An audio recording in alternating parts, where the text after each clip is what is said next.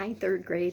It's Miss Bulmer, and today I'm going to attempt to teach you how to do your crocheted pencil case through a video, which I've never done before. So we'll see how it works. I wish I could be with you in person, but I can't.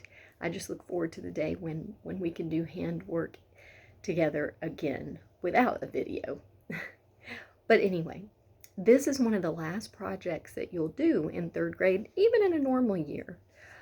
Sometimes there are extra ones for those speedy people. You know who you are. And this one goes back to what we learned in the beginning when we were crocheting in rows.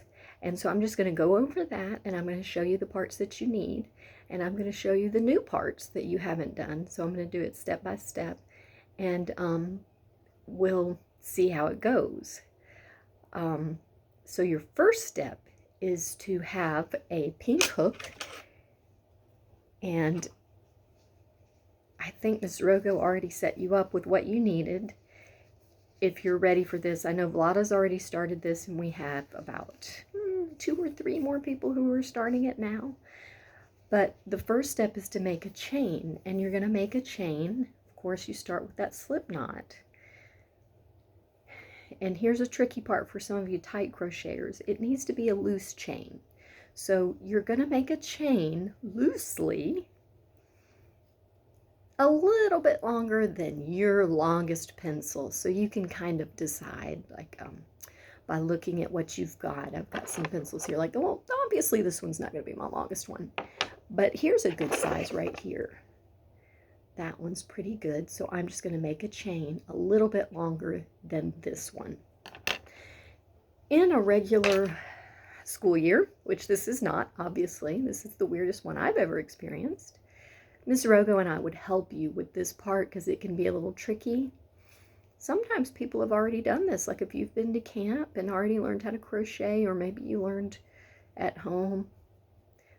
Vlada knows how to do this, but you're going to crochet into your chain, and it can be a little tricky. But I hope to help you through that. I also hope to give you a way that you can maybe contact me to ask me questions if you have them. Maybe we could do Skype. I don't know. I'm not that great at this technology thing, so I'm learning. I much prefer in-person handwork. But I will say that for me, a lot of times, if I need to know how to do something kind of fancy, I can look it up. So it can be very handy. So I did a chain. Ooh, I got my chain. I was talking to you, but I got my chain a little bit too long, so I'm going to back up a few. And if you'll remember back to your beautiful placemats that you did, now you can see. I'm going to do it a little bit longer because this pencil's not quite that long. It's just the one that I had right here with me. Okay, so I did it. You really want it maybe about 4 chains longer than your pencil, your longest pencil that you want to put in your pencil case in the end. Okay, so I forgot what I was going to say. So anyway, all right, let's go on and talk about the chain. So when you have the chain and it's pretty loose, I'm going to hold it up so you can see it. Is that focused? Yeah. So you can see the V's, okay? That's the side you're going to be going into. And if you turn it this way, that's the back of the chain. Let me back up just a little bit. And it has V's and kind of like little chain links between those V's. That's the back. You do not want to crochet into the back. Here's the tricky thing about the chain. When you're crocheting into the chain, it will twist and turn and turn and twist, and it makes it difficult. So what I do to keep that from happening is I keep my thumb here and keep it flat so that I can hold the chain flat as I go. And that way it doesn't do this thing where it turns and then you get confused. Where am I? What's going on? If that happens to you, no big deal. Just stop, pull it out. You're all efficient enough crocheters that pulling out a little bit of crochet is not a big deal. Knitting is harder, as you know, because you got to take it off the needles, but crochet is pretty easy to fix. So I'm going to use my all those things that we taught you. I'm going to use my nosy finger, and I'm going to use Mr. Crab, and Mr. Crab's going to help me keep that chain flat. So see how I'm holding those V's flat? And I'm going to crochet this first one. See where the loop is coming out? That's going to be my turning stitch. Okay, and we'll talk about that more. That's very important. So right now I'm going to keep it flat, and I'm going to go into the very next chain. So I'm going to go in right here. And I'm going to go right into that V, catch a fish, pull it through, catch another, pull through two. So that verse that we taught you. And then here is, if you pull it, if you get confused, which one did I do? Pull it and see which one pulls open. And if it pulls open, like here, that one is already done. So I'm going to go to this next one right here. Okay. And I'm going to crochet into that one. So into the V instead of the bridge of two, catch a fish, pull it through, catch another, pull through two. And I'm just going to go down the line doing that.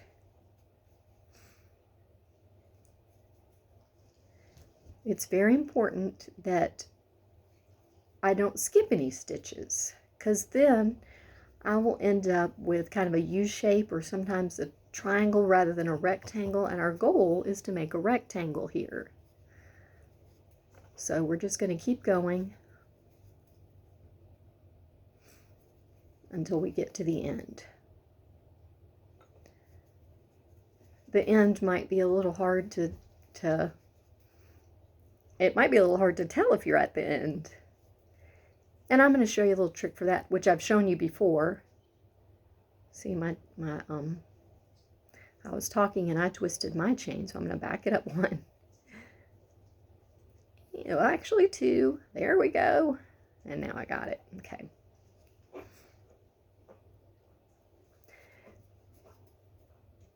I've actually taught you about the belly button stitch before, and that is your indicator that you're at the end of the row. I'm doing this with my dogs in the room, so I hope they don't bark.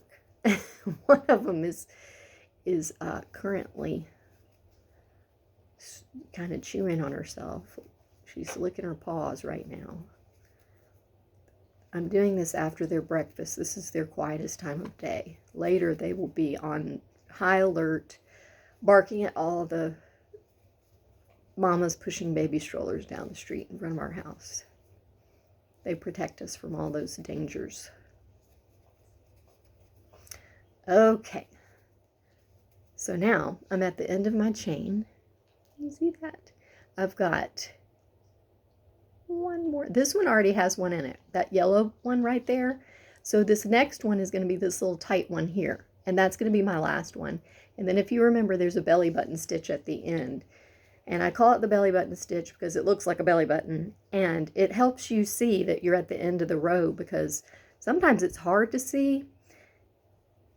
When you get to the end, your crochet kind of starts to curve down, and a lot of times people will miss that last stitch. But if you look for that little round, it's like a little round belly button, not a whole circle, but it's a circle with a V coming out of it, and it looks like a belly button. Now, you might remember this from before, but you need a turning stitch or your rectangle will not be a rectangle. So right now, I have a row of crochet in that chain, and now things get a little bit easier because you have the bridge to work with. So you're gonna do a turning stitch, and people are always kind of perplexed by the turning stitch, but it's really, really easy. It's just a chain, and all of you are very, very, very proficient chainers. So I'm just gonna grab the yarn and pull it through my last crochet stitch, and that is my turning stitch. And guess what? Of course, time to turn. Now, here's another place that people often lose a stitch when crocheting in rows, and they will often skip that first stitch. Let me see if I can hold this up. This is the turning stitch right here. You will not crochet into that, but your very next one is really close. That's the one people often skip, and then they end up with a triangle or a U, and they wonder why. That's why. Okay, so I'm going to make sure that I go into this one right here, under the bridge of 2, catch, fish, pull it through, catch, another, pull through 2. Okay, so what I would do now is just start crocheting in rows. But what I'd like you to do to be sure that you're keeping up with your stitches is stop and count, okay? So let's say you have 25 stitches with your turning stitch, just make sure you're sticking with that. You don't have to count every single time, but I would count maybe, if it looks okay, I would count maybe every 3 or 4 rows. If it doesn't look okay, if it starts to look weird, in other words, if it starts to get kind of ruffled, or if it starts to go into a U shape, then you're losing or gaining stitches. So you need to count and you need to back up. So right now I'm going to continue crocheting. I can tell that it's okay by the way that it looks, just like, you know, when you come to me in class, I can tell if you're okay or not just by looking at it.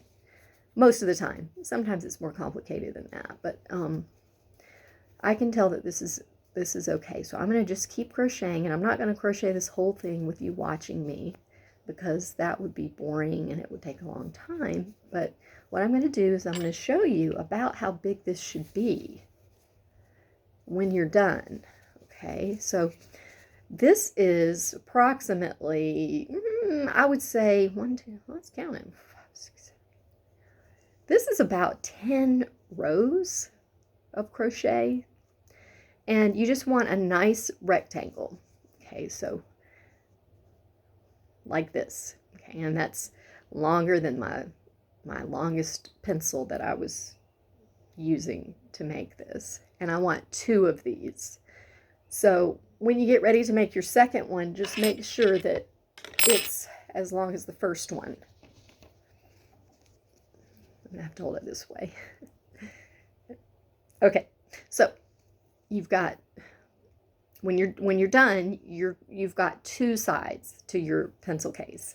And after that, we're going to do something different that you have not done before to put them together, which is kind of neat. It's not hard. You'll see.